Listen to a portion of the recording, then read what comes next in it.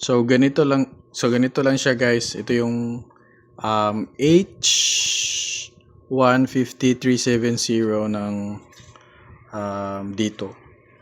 So yung pag-modify nito, kaya nagdagay ako ng dalawang external antenna.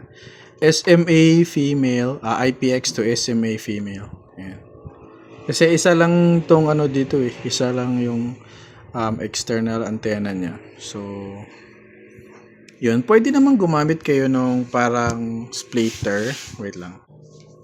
Yung ganito. Ayan. So, pag dyan, pwede rin siyang, ayan o. Ilagay ko na rin lang sa link. Yung ano nito. Oops. Ayan. Okay. Ayaw mag-focus. Basta yan. Yan. So, ano siya. Yung ganito. And pwede nyo siyang ilagay dyan.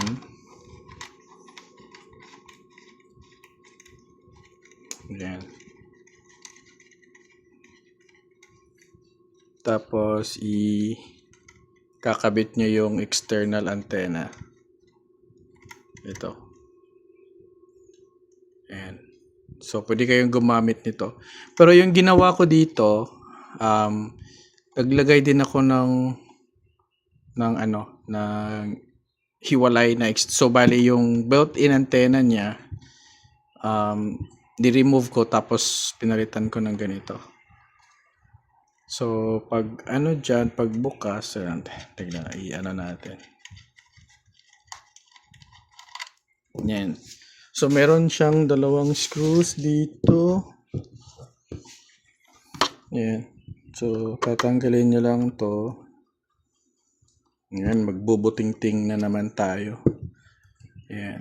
Nagawa ko na to eh. So, di-demo ko lang ulit. Yan.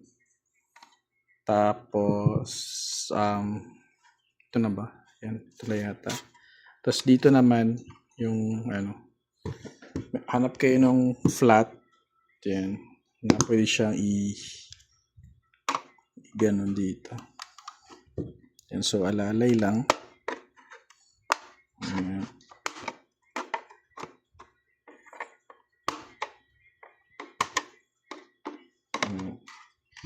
Sa kabila naman. Actually, maganda tong modem na to guys.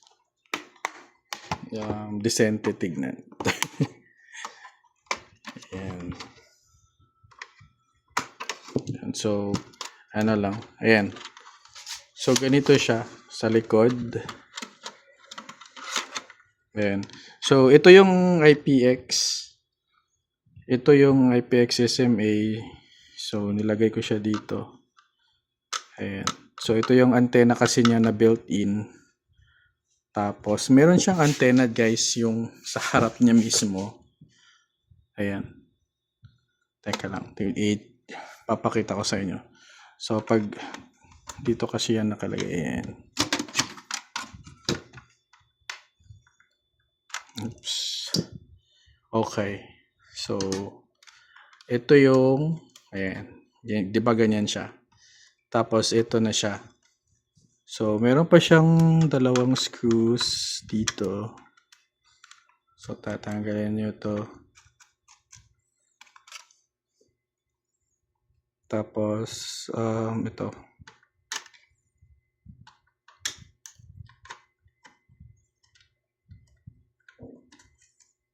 Ayan. So, ayan siya. So, yung built-in antenna niya, ito siya. Nakadikit sa mismong harap. So, yan. High frequency. Antenna 6, antenna 7. Yan. So, pag, kasi ito, pag nilagyan ko lang siya ng tape dyan, kasi ito nakakonect siya dito. Ayan. Ito nakakonect dito. Tapos ito nakakonect dito. So, tinanggal ko lang siya. So, magiging unusable na to. Tapos, yan. Papalitan nyo lang siya nung ito IPX. Yan. Tapos, kung meron kayong driller, yan. Ano bang tawag doon? Driller, no? Yung pambutas. Driller. Yan. Yung kasya sa SMA, yan. Butasan nyo to. Tapos, ilagay nyo dyan. Depende sa inyo kung saan nyo pwedeng sa gilid, pwedeng dito, pwedeng dito sa gilid niya, or kayo, kung depende sa inyo kung paano. Ayan. Sa akin, ganito yung ginawa ko. Tapos, magaganyan siya. Ayan. Okay. Tapos, yun. Pag may mga I would recommend guys na yung may mga external antenna yung pang outdoor. Bili na kayo nung 5G ready. So ko na lang yung link sa baba kasi parang 1,590 lang yata yon. 4G and 5G na siya. Meron kasing iba, tapos 40 dBi din. Meron kasing ibang mga antena pang 4G lang. So yung tingnan nyo mismo yung frequency range niya guys. So yung recommend kong antena yung medyo kaya na niya yung mababang, kasi ang dito kasi guys, kung walang 5G sa area nyo, ang dito kasi meron siyang band 1, band 28, band 41. Yun, yung tatlong yun. Tapos pag 5G naman, hindi ko alam kung ano kasi yung 5G nila is standalone. So kung meron kayong antena, dapat bilhin nyo na, kung gusto nyo magkaroon ng external antenna, dapat bilhin nyo yung 5G ready na para nakakasagap din siya ng 5G. Yung kaya niya na yung antenna na kasi na ilalagay ko dyan sa link, siya 600 megahertz up to 3,800 megahertz. So yung iba kasi parang nagre-range lang siya, start niya is 1,700 megahertz up to 2,100 megahertz or to 2,700 megahertz. So ang 5G kasi mataas, so aabot siya ng 3,800 megahertz I think. So yun na yung antenna yung bilhin nyo para sulit na din. Yan. So ganito lang siya. Oops! Teka lang, yung stand natin. Ayan. So, ganun lang siya guys. Pero ito naman kasi mabilis naman siya. Malakas din naman to. Malakas din naman siyang sumagap nung signal. Para sa akin kasi medyo malapit kami sa tower. So, yan. So, ganun lang yung guys, yung pag-modify ng antenna nito. Yan. So, pag balik nyo na ulit, ganun lang din ulit yung gagawin niyo. So, kung ako sa inyo, lagyan nyo to siya ng tape. Anything na hindi siya makakatouch nito, baka mag-short circuit. So, lagyan nyo lang siya ng tape. Yan. Tapos, ito din tape. Yan. Tapos, yung balik nyo na lang yan, ganyan. Tapos, ganyan na siya. Ano yan? Yan.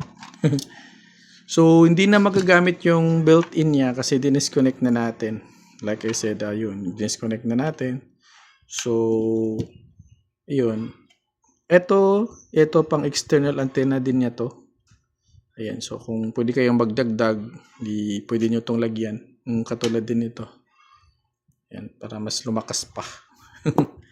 So far, ito yung medyo okay sa akin, para sa akin na unit nung dito. Kung meron kayong budget, kung 5G na yung area nyo, go with yung medyo mahal.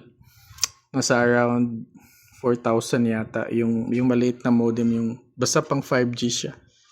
Ito kasi ito yung mga Wi-Fi Pro na kasali doon sa SIM niya. Na wait lang. Ayan, yung mga ganitong, yung oblong naman ito, medyo portable lang talaga siya kasi naka Type C na. So meron din akong dito, tutorial kung paano maglagay ng external antenna. Ang kagandahan lang talaga ng oblong din na to is Type C na nga. So kapag mag-brownout, di ka mahirapan maghanap ng saksakan, tapos connect mo lang siya sa power bank. Pero medyo mahina siya. Sa akin medyo mahina siyang sumagap ng signal. So baka yun nga yung mga nakikita ko sa mga review na hirapan sila dito.